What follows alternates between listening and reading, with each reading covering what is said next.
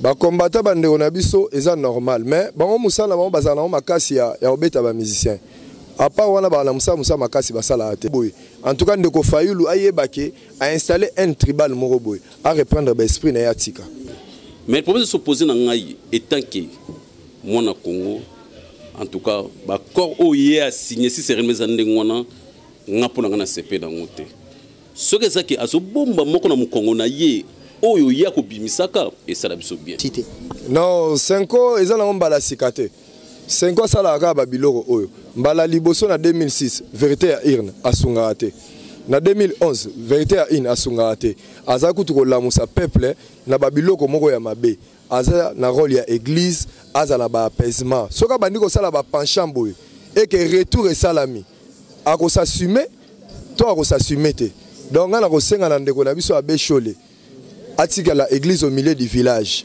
point barre soka za na posa peut-être basa la partie politique ba ke na ministère affaires intérieures ba pesa bango plan nini numéro na bango so ya matricule ya ba politicien asala yango c'est simple mon natie botalelanga Congo température ya maman Rosette la fleur Nadambu. Après avoir défilé na ba site Pola mais cette fois Congo Température TV. Désormais, suivez-nous sur cette chaîne. Congo Température TV. Congo Température. La patronne Rosette la fleur d'amour, chaîne à solo. Émission religieuse. Théâtre, musique, environnement. Bah, émission sportive. Émission politique, donc, nulle part ailleurs. www.congotempérature.com. Pour nous avoir information à temps réel. Congo Température. Et yena mo pepe asika. Ya tobina Congo Température. Et yena mo pepe asika. Bienvenue, ma chère internaute, à Congo Température. Je dis bonne année, ma chère internaute. Nous sommes vraiment soutenir Bisso pendant 2018. On a si bonne année. Nayemoko Mamal Rosette la fleur d'Ambour, au Azali la patronne de cette site. Puis na si bonne année, Nadjo Lili Atal en chair au Azali P sponsor to producteur il y a émission Lolaka à Congo. Vraiment bana poto bana le monde entier partout Bozali. Donc on est sûr que République démocratique du Congo cette fois-ci vraiment élire président par le peuple né de Lobaki Yango que le pouvoir oyo tout le monde a dit que pouvoir il y a notre président ex-président Nabiso oh vraiment à Lobaki qui a gotika pouvoir dans ma boko à peuple et tout le monde cette fois-ci vraiment élection et les gagne bien et je dis merci beaucoup na président Seni Corneille Nanga oh vraiment assuré qui ba congolais EP à Saliango le lot tout le monde va élire nouveau président Yamboka Nabiso Félix Tshisekedi oh na pesi merci mingi na communauté congolaise nyoso baza libanda mboka pe na ba combattant nyoso a IDPS oh vraiment tout le monde qui ndenge nini ba ndeko tant jour Corneille Nanga après qui annonce naie provisoire il y a président Oya Bimi Sika tout le monde vraiment ne Kinshasa et Boujaki ndengeni batu ba tambolaki ndengeni batu ba betaki ba cloche na bango ndengeni batu ba betaki ba sifflet donc vraiment ambiance totale. Maintenant si jeu du jour na biso pona on peut sabino ko sabino que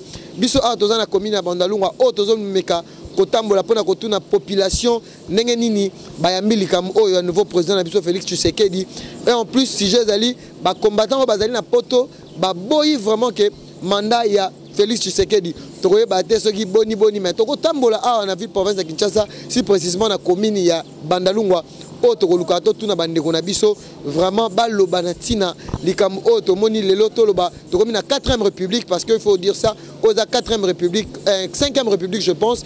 Première république ezaki ya papa na biso Kasavubu, deuxième république ezaki ya papa na biso Mobutu, troisième république ezaki ya Laurent Désiré Kabila, quatrième république ezaki ya Joseph Kabila et cinquième république tozana Félix Tshisekedi Chilombo. Donc oh ça lui fait plaisir na bandeko bazolanda biso libanda na pesi merci mingi na Igor Mintu bonne année na yo parce que donc déjà là to banda déjà kotambola na commune ya Bandalungwa pona kotuna bavi ya peuple congolais ya bandeko na biso auto okutana na balabala. Donc déjà merci beaucoup na bandeko tout bazolanda biso. Bonjour mon ami. Bonjour papa. Comment on a Freddy Ofandi wa. Na vani na Masina. Merci beaucoup aux amons Mboka. Tomoni élection te ko salima Corneille Nanga a Siraki peuple congolais qui a remis ma bango na élection par rapport au Seni. Bona ko lo Seni azani une machine à voler boye mais tomoni élection et salami lelo Félix Tshisekedi président. Boya bien boni et tant que congolais. Et là, Liboso, tu remercies Corneille Nanga pour tenir parole à saler l'élection. Et puis, le Félix Tshisekedi Tshilombo président eza choix ya peuple congolais et loko motu e salami ke alternance salami pe na ngambu ya opposition. Merci beaucoup ndeko mwana mboka. Lisolo mo eza lisusu très capital. Tomoni ndeko na biso Martin Fayulu o azapeka na opposition lokola Félix Tshisekedi o lazali ko contexter ba résultat ya Corneille Nanga alobi ke donc ba vérité à urne.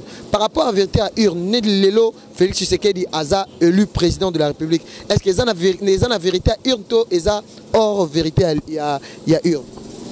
Organe habilité à couper sa vérité à urne c'est la CENI. Ndeko Martin Fayulu aza ko s'appuyer na élément moko ya église catholique. Or, yé moko aza pena na ba élément assisté aza ko senga basa la comptage manuel te. Na cour constitutionnelle ba kendaka kaka na ba procès verbaux po elakisake yango onde bilembo zo lakisa. Tango senga batu to songa lisu to sala comptage wana.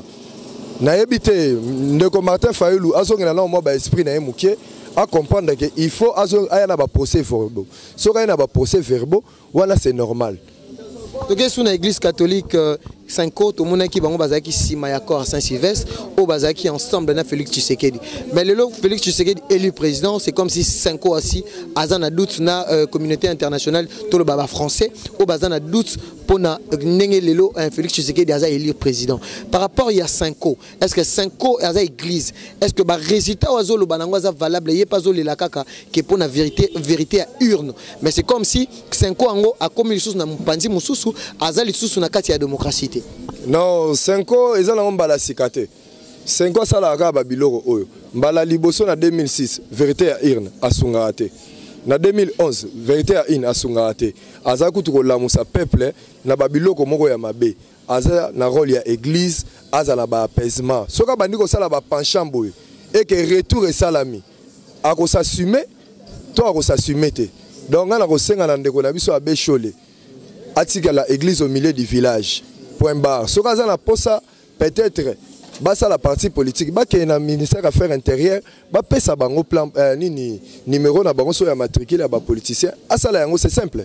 Merci beaucoup, monsieur Freddy, pour nous qui ça, bande on a besoin à poto, bah combattant, au bateau, bah bazo landao en direct, bah contester pour na pouvoir. Il y a Félix Tshisekedi balobi kazo travailler na gouvernement en place au gouvernement sortant.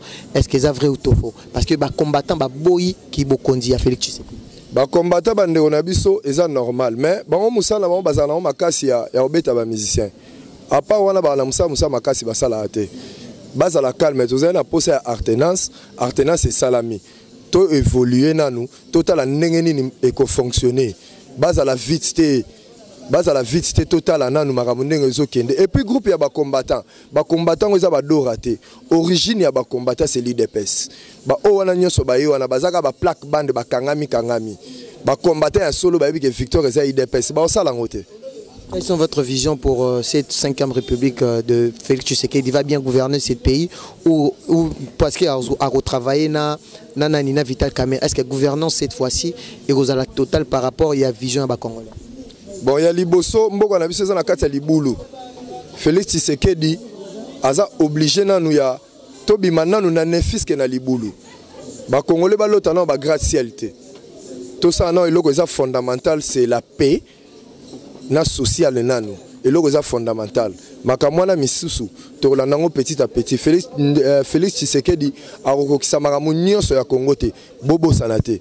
Et ozalaka œuvre moko boye asali musu pa eko sala mutu ainsi de suite to pesa chance asali la biso minimum ou akoya pasali susu minimum. Alors alliance ya bango ya monsieur Vital Kamerhe na Félix Tshisekedi. En tout cas j'ai confiance à notre président Tshisekedi na Vital Kamerhe. En tout cas cette fois-ci j'ai aucun de bien tozo veiller pe sur Kamerhe to bien nga fonctionnera to veiller sérieux par rapport à ma réunion à Genève. Et c'était Félix. Ne vous en faites pas côté. Conclusion. Conclusion, il y a Liboso, l'église catholique, à reprendre l'esprit, la paix. À reprendre l'esprit, la paix. Et puis, interpeller Martin Fayulu, à installer un tribal dans le Congolais. Il doit s'assumer à ça l'effort à Silisayango. Parce que tokosite bakombo te mpona koanime lisusu un tribal wana bandeko na biso mosusu Congolais komi okana Congolais mosusu Congolais baobeta wana kaka ya province na bango nde place baobeta et ça la m'a bien te na commune moko bazalaka ebele baobeta ba Congolais moko boye petit commerçant moko boye en tout cas ndeko Fayulu ayebake a installé un tribal moko boye à reprendre l'esprit na yatika. Merci beaucoup. Toujours dans le sujet du jour, Nabiso par rapport au président actuel Félix Tshisekedi. Awa tozaka na commune Bandalunga na FCM siko dozo kota pona ko tuna pe bandeko mususu o bakoza disponible pona ko répondre biso vraiment ils ont ça la plaisir mingi bandeko bazolanda biso libanda bazwaka ba information ya base parce que base eza République démocratique du Congo ndenge bandeko na biso communauté congolaise o bazali libanda bazoluka pe ba ba information ngo awa ndirobi que la ville est calme batu nyonso bazana ba proposition na bon batu nyonso pe bazana ba vie na bango déjà awa nazo kota pona ko solola na bandeko mususu mbote ndeko mbote kombo nani Papingoy ah ufandi wapi na Bandal. Merci beaucoup Papingoy. Tout le monde qui osa mona mboka République démocratique du Congo, tu dis que Congolais nyonso dans un souci ya mboka naé parce que le lot moni Félix Tshisekedi élu président de la République. Tout le monde Scott na 5e République par rapport ya président actuel ou a commis Félix Tshisekedi bino nanu ba Congolais yo moko Congolais oyambaki nanu lisolo ango to sangwango oyambaki ango bon.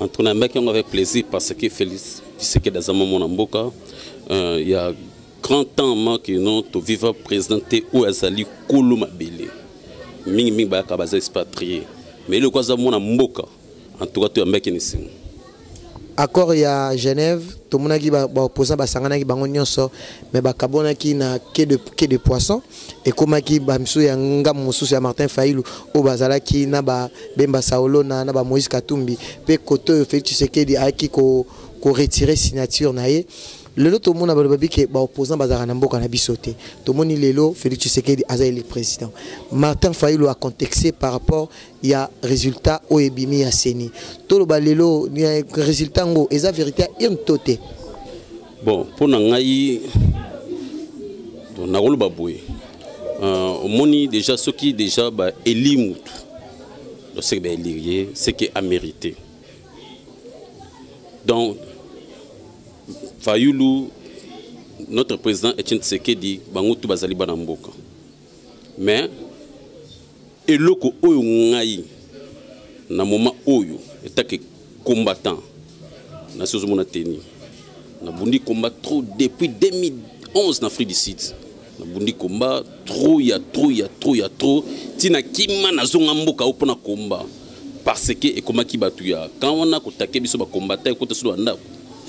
Mais ce qui réellement makambo ezali droit et ça so bien ce qui est droit et ça passe mingi par rapport ya ngai neti ngai na sepela qui parce que azamona mboka 100% mon mboka depuis l'époque de Kasavubu ti siko na toza présent mon mboka ti ngana mbaki avec 5 mais le problème de s'opposer na ngai étant que mon Congo en tout cas ba corps oye a signé si c'est remis en ngwana ngapona ngana CP dans ngote ce que ça qui azo bomba moko na mukongo na ye oyo ya ko bimisaka et ça la biso bien d'accord ngoze ndingi na yo ki paraît boto yebiti ndeto yo kana ba sondage mambebele belé que ba omba signé na ex président Joseph Kabila que non ya ko zo ministère intérieur à cause de finance à cause de tchétchera ce que ça bongo longo les sous Vital Kamerhe comme sous gouvernement en place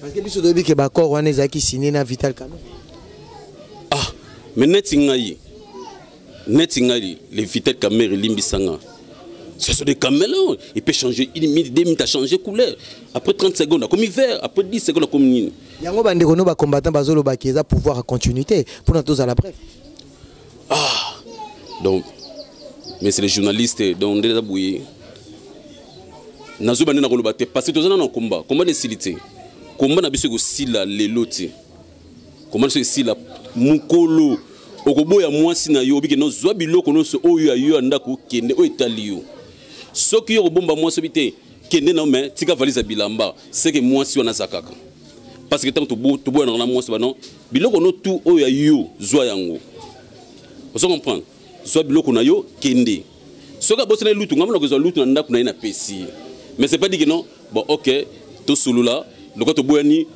kende na yo mais tika valise na bilamba mais le ba sur la bilamba pour changer bilamba pour na ngai na boya corona so muta keyi kende na ye nyonso na lutu na ba kopo akende to mona ke li susuti comme le président Fayulu avait dit il y a un problème n'a été mais cour constitutionnel ekolandayi tu vois notre président Eli asala oyo Fayulu azayidi non il a fallu asaler là so bonde na pese explication là nanga bien soki obona mwasi ba fungola rapport na ba chambre pona yo te mabo pona yo pona yi akei et non que non te tikana valise na bilamba ah mais le biso sukola yo so chemise c'est raison on attend comprendre pona ngai akende libela notre président Eli Etienne Tshisekedi l'homme en blim blim asaler la maloba au peuple zo ibisaye muta influencé te eloro moti ayiba akanisa défait papa na ye abundi koma pendant des années biso ki bana mikie mais le totalement responsable son pas donc asali la politique oyo papa na ye atika comprendre parce que papa na ye azai charismatique quand il dit 1 plus 1 égale 1 égale 1 non 1 plus 1 égale 2 égale 3 bonité asali au papa na no salé son pas pour papa na direct ce que ça faux et ça faux ce que ça vrai ça vrai pas de négociation asal ne pas dans nos salles pour na bato bazolanda libanda mboka ba retenir nini na passage na yo na Congo température na émission Lola Kaya Congo bon pour na ngai bato bazolanda nga libanda bazamwe belé mais na loba kombote mais bacha Félix Maboko basungaye azamona Congo ndenga to yimbelaka azamona Congo 50-50, papa 50 Congolais, maman 50 Congolaises. Donc, bacha y poids, topé c'est une chance. Mais chance topé ça y est. Asale malobana biso. Parce que peuple n'a pas kolomboka. Musapi moke longola facilité. Il faut alanda obiso to lobana ye. Ce gars olanda mission atalango ayoka obiso to lobana ye. To lingi libala ndambu te. Ce que sili. Donc, c'est Sili. Merci beaucoup. Pour Kandezal. Toujours en continuité à ce épisode du jour par rapport au président actuel. A pe to kutani pena de on pas journaliste local ngai ou to komeka pe ko tuna avis mbotebo. Oui, mbotebo. Comment nani? C'est très KBA. Par rapport aux appels moi mboka Congo, République démocratique du Congo, d'abord à le jour ba annonça qui président provisoire République démocratique du Congo Félix Tshisekedi Tshilombo.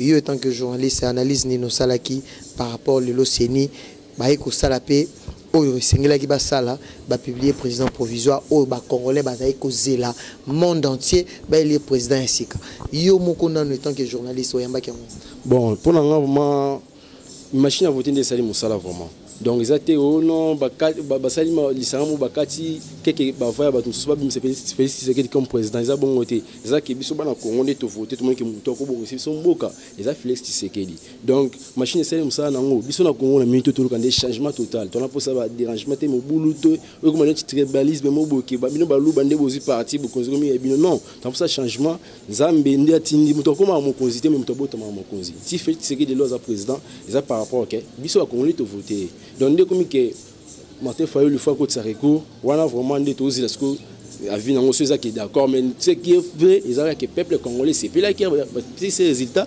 banima qui fait ce qu'il dit donc c'est un peu ça vraiment tout ces chances à travailler dans la rande des alara donc ils ont un adage moi le bac la voix du peuple c'est la voix de Dieu par rapport au tout le monde à Kinshasa avec la ville est calme est-ce que l'autre rôle la vérité de urne oyo bande qu'on a biso bazolinga est-ce que peuple a d'accord n'endenge ba élire président Tshisekedi pour na koyeba pe la vérité de urne bon donc voilà mon salaire est peuple no bien mais peuple ne soki ko pona mais c'est l'homme biso ça qui on a joué au voter les 31 ma ouais tout ça là tu es témoin c'est l'homme ba centre na ba centre mais non muto frappé Martin Fayulu centre côté non muto frappé côté Emmanuel Shadari mais ce côté ceux qui tuni pe non Félix Tshisekedi analyse tout ba ça les résultats bimi non Félix président loi et mon Martin Fayulu bino faut que ça recours tout c'est ce que mi voilà c'est nié mon oui ba date on se dit que c'est possible ce bimi ga mo Félix gloire à Dieu même surtout dans ce changement la Congo dans ce changement total dans ce ba jeune ba misala le moins que histoire kuluna bo ils ont par rapport que ba jeune bana ba bouloté le moins ba bana o jane bimi par rapport que vite actuellement il y a stabilité zati on ba pétion ba ça qui ndumba de n'importe quoi banini mais ils ont besoin de tout les cœur ouvert à sa chance pour moi pour ça changement dans le Congo misali zala dollar qui ta vie sociale les a posé vraiment c'est un peu ça vraiment on a des changements total dans la RDC tout pays ma chance à travailler les amis tous à moko ba congolais tout on l'espoir tribalisme et comme on vient ba lubande pour pouvoir beaucoup ba organiser c'est pas ça tout pays chance total la ndé musala c'est pas bani pe musala té ba bana musala tout pays ma chance total ndé évoluer c'est un peu ça vraiment le lobby par rapport à tribalisme na zungi pe na moi rétro muké li solo o tomoni guerre tribale entre Bakasayen na bato bandundu. Est-ce que Doroy Kolobanini, Martin Fayulu, il est le promoteur, Yamasolo et Tebo. Bon. Vous avez la promoteur. Non, vous avez promoteur par rapport au peuple de voter qui, peuple de voter qui, peuple de voter qui donc bibimo mona résident de l'équipe qui yende mabiminde président de Félix Tshisekedi. Donc ndi bazo ba mamuke finalisme tribalisme to biso to ba congolais za mokongo muswahili muluba moknini Congo za biso to banini. Donc ça changement total. Donc pour ça mobilité peuple là qui s'y derrière moto va voter. Tout pour les mitema to pièce chance à travailler. Biso to ba congolais bande nganga to ba congolais. To li nanate. Ouazala qui va à qui sont disons muswahili. Est-ce que c'est là ba swahili non pas. Tous ça aussi qui 17 ans to ensemble. Merci vraiment. Merci. Pour conclure. Bon conclure ça que tous ensemble to lingana ndeka. To lingana. Tribalisme ezala te surtout to ba makila moko congolais quoi. Merci. Merci beaucoup ndeko nangai. Merci beaucoup Nabandeko Balandi Bisso partout dans le monde. Je dis merci beaucoup à Maman Rosette Lafleur d'Hambourg. Merci beaucoup à la Bomba Easy ou à Landi Bisso depuis Nakati à Belgique, na Liège. Vraiment bomoni vraiment spécial journée où il y a élu président. N'est tout ça les bino sujet où il y a tout nabaï population ni bazo kanisa pona. Ndenge ba élire Félix Tshisekedi Tshilombo azali président de la 5e République, la République démocratique du Congo. Obo qui ba via moko na moko congolais nyonso alobi na micro ya lolaka ya Congo parce que émission oyo ezara vraiment mingi auto pesa rango ba vie surtout tolingaka ba congolais ba ya ko s'exprimer na émission oyo parce que communauté congolaise oyo eza libanda ya mboka ba yoka mingongo ya bandeko bazala a na kati ya République démocratique du Congo ya mbomona ki lelo to sala ki une émission spéciale pour na ko tuna kaka avis ba congolais par rapport ya président actuel président Obacheli Bisso Sika Félix Tshisekedi nation bomoni pe makamundenge ni les koleka entre na kati ya opposition entre Félix Tshisekedi na Martin Fayulu o Martin Fayulu azali ko contester présidence il y a Tshisekedi a lobby que ba résultat wana Corneille Nanga il faut appeler sa vérité de urne yango to tuni ba congolais est-ce que to moni pe République démocratique du Congo to ville à Kinshasa eza calme ce que ça qui vérité à urne parce que ezana adage mo ke lobaka la voix du peuple c'est la voix de Dieu mais to moni par rapport ndenge lelo to moni ba élire président to mona kango Kinshasa le jour là oyo ba pesa qui résultat provisoire Batouba Bima qui faisait déjà très tard. Ils avaient déjà 3 heures, mais tout le monde a dit Batouba la quitté, Batouba Tambola qui, tout le monde a dit son de cloche, Batouba Bima qui n'a pas sifflé. Ça veut dire que pouvoir Oyo, ils allaient vraiment et puis ça mina peuple parce que peuple n'aime tabima qui Batouba sepe là qui tisse quoi ambiance ça allait continuer. Yango tonga qui to tambola pour tout na ba population, bango n'aime bazali ba kolo pouvoir. Donc merci beaucoup na bande konyo so ba kolanda biso, pe bande kona biso baza ba combattant balinga qui changement. Yango yo mwana mboka Félix Tshisekedi bo pe ça chance botala nini ko sala. Tolo baté que ezali pouvoir o ezali et pe ça mina na président Kabila o bazo bengango ezali continuité il y a émergence il y a Kabila ezali bongote Félix Tshisekedi na Vital Kamerhe o lelo yemoko Félix Tshisekedi alobi ke akobima parmi ba meilleurs premier ministre il y a histoire République démocratique du Congo na sir bomona ki o asaki na parlement lelo ba président bima na parlement yemoko Vital Kamerhe azali moto pe a salape ya mingi na kati ya assemblée nationale to assemblée na biso ya mboka donc je pense que congolais alingi kimia bato baneko s'attendre bakanisa ki lokola masasi ko beta mais salamité donc nzambe aki kolela ya ba église ezali ebele na Kinshasa o lelo pe boloba ki basala makelele mais grâce pe ya bango ndenge basambela ki pona mboka o to monike makambo eleki bien donc tozo senganga kimia na congolais ni sozali partout dans le monde tozela to pe sape Félix Tshisekedi total ndenge nini akomema mboka na mikolo oyo azanango 5 ans oyo donc merci beaucoup na bato nyoso bakoyamba le laka ya Congo na ba télévision na bango même na ordinateur même na ba téléphone ezaki bongo mona mboka Titan Kalonji Peggy o babenganga journaliste intelligent ne to sala ki bino émission spéciale oyo na commune na Bandalunga pona ko tuna ba population na pesi merci mingi na Shadrack Discoret azali coordonnateur ya site oyo Congo Température pe na pesi merci mingi na producteur na ngai o azali Cholili atala en chair et annonce mon papa napesi merci na Igor Mintu pe bandeko nyonso bazali na mikili ya poto la bomba izi na PDG Wani Maïmo na Interpol ser na ngai ye babengaka Evelyne Bolebe depuis Bruxelles depuis la Belgique na bato nyonso balingaka nganga na papa Malou Ernest depuis na mboka ya Belgique donc kutani mikolo ezali koya ezaki bongo émission na mino lolaka ya Congo bozala toujours branché pe scotché na chaîne Kitoko Congo Température 2019 toromema bino bokozwa vraiment ba information en lien en large pe ba communication ya malamu parce que biso a obobi auto salaka na ba analyse Kitoko tosalela rabino donc bozala toujours branché na site Kitoko Congo Température tokutani mikolo ezali koya bye bye.